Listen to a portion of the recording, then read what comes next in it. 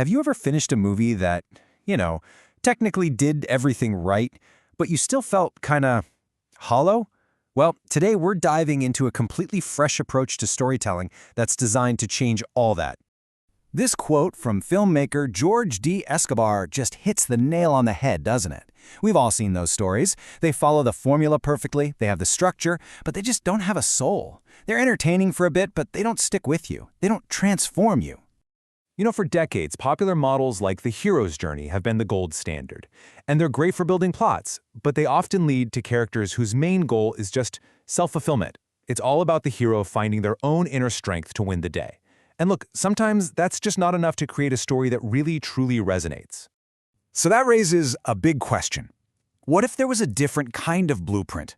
A framework that wasn't about a hero finding themselves, but about a hero giving of themselves to actually redeem the world around them. And this is exactly where George Escobar's incredible work comes into play. He's proposing a whole new narrative architecture, one that completely reorients what a character's journey is all about, and he's pulling its structure from a very, very old text. He calls it the Christian hierarchy of needs. Now, before you tune out, this is not about turning movies into sermons. Not at all. It's a super practical, dramatic framework for building characters who go through a profound transformation that feels totally earned. And it's all based on a sequence of 8 virtues. The best way to think about it is like a ladder, Peter's ladder, as he calls it. Each rung is a new stage of growth the character has to climb. It all starts with a core belief, that's faith. Then it builds through virtue, knowledge, and self-control. From there, it gets tested by steadfastness, deepened through godliness and brotherly affection, all before reaching that final, incredible summit, agape love. See, each step isn't just a trait, it's a conflict, a test the character has to face and overcome. And this right here is the absolute key difference.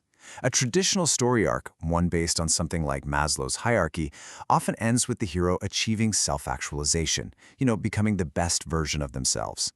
But this Christian arc, it ends with the hero sacrificing that self for the good of everyone else.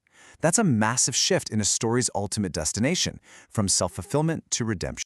Okay, theory is one thing.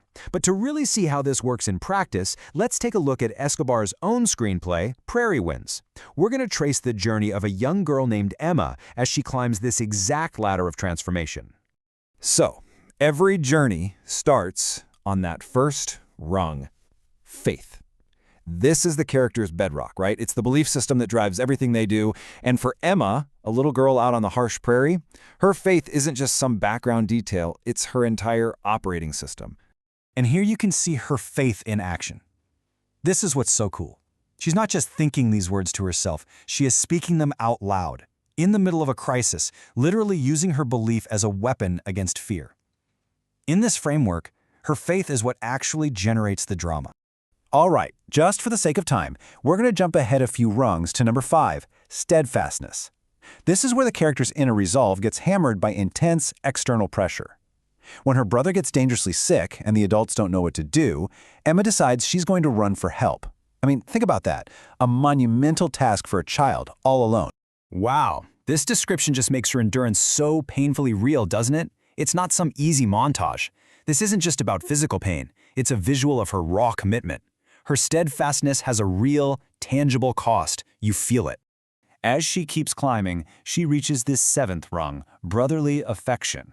And this is where the character's transformation starts to ripple outwards. It stops being about my journey and becomes about our fight. Emma forms this incredible bond with Little Deer, a girl from a totally different world, and her personal struggle becomes a shared mission. And this moment just captures that connection so beautifully. It's such a simple act, placing these two symbolic objects together, but it visually represents a bridge being built between two cultures. It's this quiet, powerful moment of unity that paves the way for the final, most important step. And that brings us to the very top of the ladder, agape love. Now, this isn't about romance or just, being nice. This is a radical, self-giving, sacrificial kind of love. In storytelling, it's the ultimate game changer. It's this act of grace that's so unexpected, so counterintuitive, that no villain can possibly see it coming.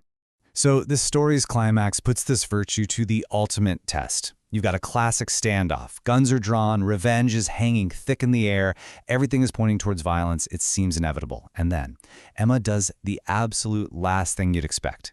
She doesn't fight fire with fire. She meets hatred with grace. By offering to pray for her family's enemy, she just completely shatters the entire cycle of revenge. It's an act of agape that the villain's worldview literally cannot compute. It's not just a plot twist, it's a genuine, earned transformation. So what's the big takeaway here for writers, filmmakers, for all of us who love stories? Why is this framework so good at creating stories that stick with us, that resonate on a much deeper level? Well, for starters, the Christian hierarchy of needs gives a character a clear moral spine.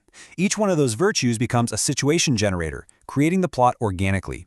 But maybe most importantly, it encodes the story's themes in what the character does, not in some clunky, preachy dialogue. And that's why the transformation at the end feels so powerful and so completely earned.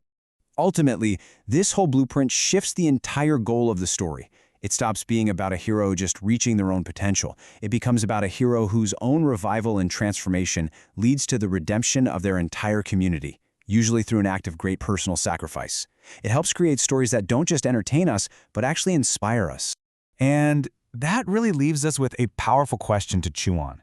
In a world that is just flooded with content, maybe the stories that matter most aren't the ones that just grab our attention for a couple of hours, but the ones that have the power to actually change us long after the credits have rolled.